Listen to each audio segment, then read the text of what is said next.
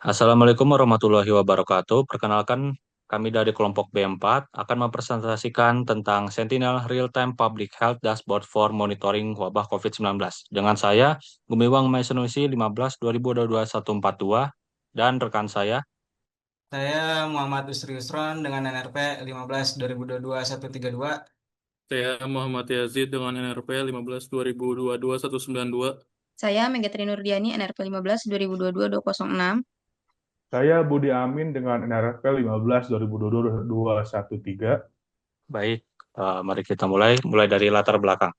Dalam penanganan wabah seperti COVID-19, data yang tersebar tidak terintegrasi dan tidak divisualisasikan dengan baik dapat menghambat respon yang cepat dan tepat sasaran. Hal ini menyebabkan kesulitan dalam mengidentifikasi tren dan pusat penularan secara dini. Ada dua poin penting. Di sini ada data kasus, testing, tracking tersebar di berbagai sumber dan format. Dan keterlambatan identifikasi tren dan hotspot menghambat respon yang efektif. Nah, untuk permasalahan yang tadi, solusi yang diusulkan di sini kita membuat Sentinel dashboard yang mana kelebihan daripada dashboard ini tuh yang pertama ada platform yang terpusat untuk memantau perkembangan wabah. Nah, selanjutnya ada visualisasi data secara real time yang interaktif dan informatif. Lalu selanjutnya ada prinsip interoperabilitas yang dimana kualitas data dan keamanannya juga dijaga ketat. Nah, untuk sumber data dan teknologi yang digunakan, di sini sumber datanya eh, merupakan API dari public, dari disease.sh, yang mana di sini tuh menyediakan data statistik kesehatan dunia. Untuk atributnya sendiri, di sini ada 9 atribut, namun yang digunakan hanya ada 4 data, yaitu total kasus, aktif, aktif atau tidak aktif, lalu sembuh dan meninggal. Ada juga link API-nya, dan untuk teknologi yang digunakan, di sini kita menggunakan Python dan JavaScript. Lalu untuk fitur-fitur utamanya itu yang pertama ada visualisasi data. Jadi itu untuk menampilkan informasi COVID-19 yang diambil langsung dari API. Lalu data yang ditampilkan itu meliputi total kasus, kasus aktif, sembuh, dan meninggal. Lalu untuk fitur yang kedua itu ada monitoring real time. Jadi data yang diperbarui itu otomatis berdasarkan respons dari API dan menyajikan perkembangan kasus secara sederhana dan informatif.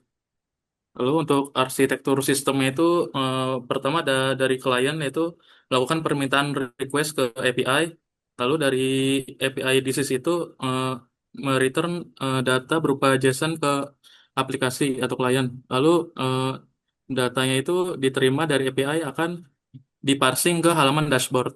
Lalu di user interface-nya itu akan menampilkan data yang diterima dan akan ditampilkan dalam bentuk grafik. Mungkin selanjutnya kita akan ke demo aplikasi, di mana itu kita menggunakan JavaScript teknologinya, dan yang terpenting itu ada API-nya itu sendiri. Selanjutnya ada API-nya juga, cuman endpoint-nya itu tentang endpoint negara dan kasus.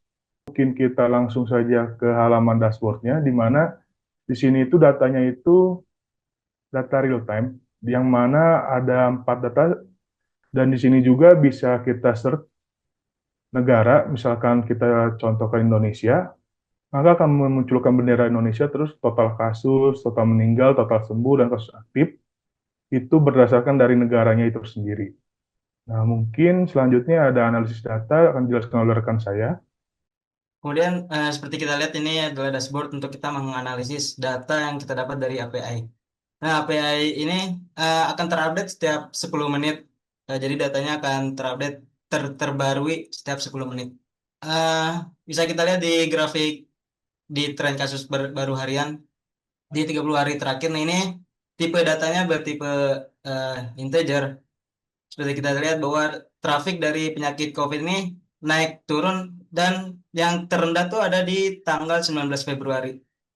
Nah, ini data terendah, sedangkan untuk data tertinggi tuh di sebelah kanan bisa kita lihat. Nah, itu adalah data tertinggi untuk kasus dari tren COVID. Total data ada 312 data. Baik, untuk kesimpulannya, Sentinel menjadi bukti bahwa teknologi dapat mendukung penanganan wabah secara efektif. Terima kasih. Wassalamualaikum warahmatullahi wabarakatuh.